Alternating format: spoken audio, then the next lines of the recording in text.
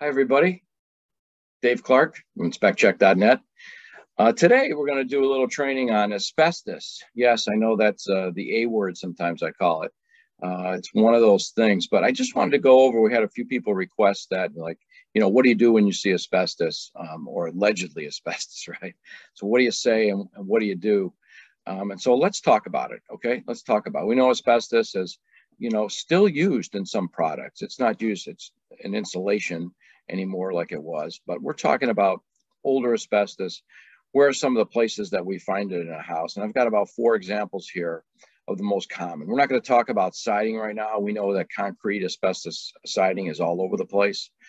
And I think that's for another time, because we're not going to, take that much time here because you're all busy. So let's start. Let me share my screen with you real quick. So we take a look at it, and we can tell this is an old house here. And we can see that it's an old boiler or steam pipe. And there's, no question that it's asbestos, probably asbestos. But what most of our standards of practice say, I'll make that a little bigger for you. Just about all of our standards of practice say that unless we know for sure that it's asbestos, after it's tested, we should not write that it's asbestos. So, I get it. A lot of times, I'll say, look, you can get it tested, but I'm pretty sure it's asbestos based on the age of the house, based on what it looks like. But as far as putting that in a report and telling them unequivocally that's what it is, you should be cautious doing that. Okay, but we could see in this case, there's a lot of talk about asbestos throughout the years. And this would be considered friable, right? Which means it's disintegrating, and probably underneath there, it's, falling on the ground and airborne. So in that instance, it's going to be something that's going to need to be removed. That whole encapsulation thing has kind of gone out the window, but let me show you some more. And again, same thing. This has been abandoned, which is great. So maybe they ran copper to the boiler or something like that. Still, though, again, this is all friable stuff, right? So it's loose, friable, something that we really should probably have removed. Again, we're going to note that it's an unknown material that may contain asbestos, and it should be removed. But there's some other places too, and I know you'll know this one too, and that's the floor, right? So I'll make that a little bit bigger. So we know that certain size tiles, I think it's 8 by 8 or 9 by 9. They could be sometimes, but they're usually not 12 by 12. I've heard some people say 10 by 10, but I don't know if I've ever seen those, but I think it's 9 by 9 is the standard for that. Haven't seen 12 by 12, but there is asbestos in linoleum flooring too, older stuff. So again, we're not going to take this and test it. If it's adhered well to the floor, it's probably best just to cover it with something else rather than take it out. And there's a lot of different laws on how you can take it out, whether the homeowner could do it themselves or whether it has to be done by a company. We're not going to get into that either. What I want to do is just show you some places where you might find it and really how to report on it. Okay, so here's, excuse me, here's another spot. Fuse panel, excuse me, old fuse panel. And we could see it's lined with something, okay? And we pretty much know what that is. So we're going to recommend the panel is upgraded and replaced anyway. And so at that point, does it really need to be tested? I think the whole thing just needs to be taken out. Will an electric company come in and do that? Or will they want the asbestos-like material removed? They want all this gone before they come in and take it out? I don't know. I mean, that's something that you'd have to look at the legality of that, look at the company you're using. But there's a place we see it lined too. I'll show you one more, and there's more. And like I said, asbestos is still being used. So there's more. But then there's this one here is on a forced air. So we looked at it on a boiler or a steam pipe, but now we're looking at it on forced air, and it's taped on, it's glued on, whatever. And I don't know, I've got something going on over here. But, and we can see it's also becoming friable, okay? So it's friable. So let me discuss a couple of things with you when it comes to asbestos on the different areas, right? If it's in the electric panel, okay, look, more than likely, and it's not going to be in a modern electric panel. The only times I've seen it in electric panels are old fuses. I've never seen it in a circuit breaker panel.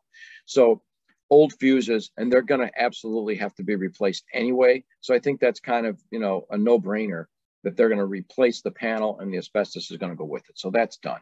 As far as the flooring goes, and even siding, if it's undisturbed and in good condition, it's not going to really pose a risk to them unless they do disturb it.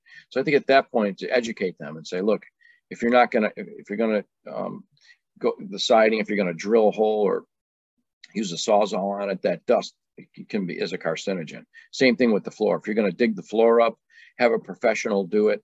If you're just going to cover that, say it's a basement floor and you're going to cover it with maybe you know, plank, that waterproof plank, or you're going to cover it with carpet or even linoleum over the top, I would just say leave it, you know, and at that point it's encapsulated. If it's all breaking apart and loose, then yeah, they're going to have to get it removed, and they need to check with their local municipality to see how that needs to be done properly. Okay, but let's go back to the boiler pipes and the forced hot air, the ducts, right? If it's on a boiler pipe and it's in an area where we're not going to come in contact with it, like for instance, a crawl space. Let's say it's in a crawl space or a basement that's really not finished, more of a cellar, low ceiling. You're not going to go down there. There's no laundry area. You know, people aren't going to be hanging out in that area. At that point, does it really need to be removed? And I think that comes down to a question of what the client wants. What do they want? What is their feeling? And you know, when we do inspections, I always think, what would I want? What would I do with it if it's my house? Personally, I'd get rid of it. Okay, I've done it. So I would get rid of it. But in that case, it's probably not that important. Now, if it's in an area where, you know, high basement, there's laundry areas down there, maybe there's some finished spots or areas that could be finished. In that case, you really should recommend that it's removed. But what about on forced air? No matter where it is, right? You could have forced air in a crawl space. The problem I see with forced air is that it's a closed system and it creates a suction. If you've ever opened the door, you know, where the filter is on a forced hot air system that's running, you'll see there's an incredible amount of suction. And that's why we talk about having open returns as a problem, right? Especially in a case like this. But, you know, even when these ducts were installed, now they have great sealant on the ducts, but when these ducts were installed, they weren't that sealed. They weren't that tight. There were a lot of air gaps. And sometimes you had duct tape on them or nothing, or this tape, right? Closing those gaps. And so with that amount of suction, I would be concerned that the fibers can be drawn into that system and distributed through the house. Could that happen? Of course, it could happen. It way beyond the scope of a visual home inspection, right? We're not going to get in there and test for that. Now, there is indoor air quality testing. Some of you do.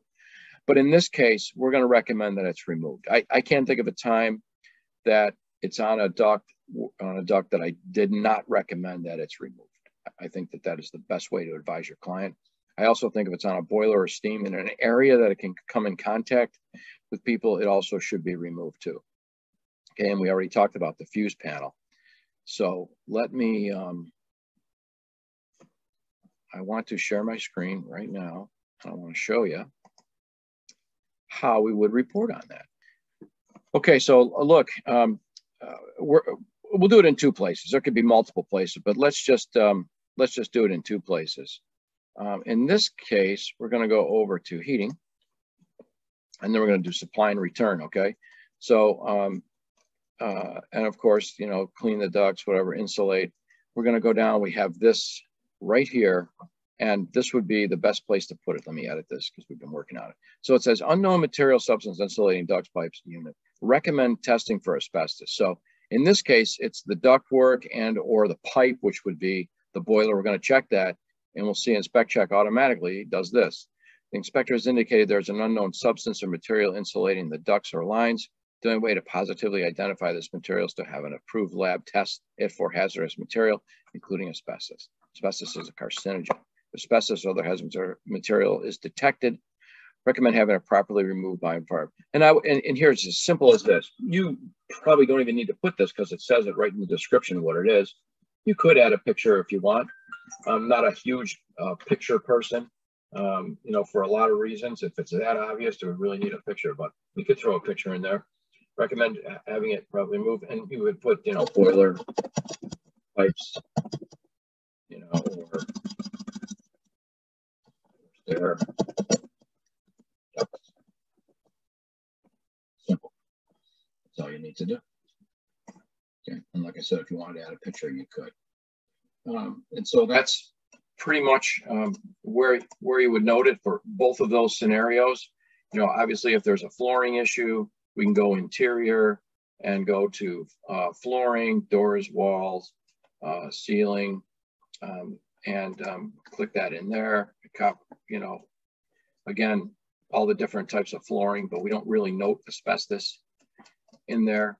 But we could note it anywhere in any of these other sections.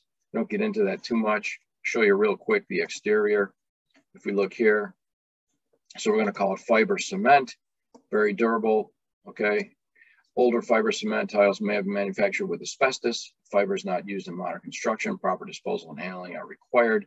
Recommend a qualified contractor, asbestos contractor, for evaluation if removed or modifications are made. That's really what it is. If it's in place and it's in good shape, then fine.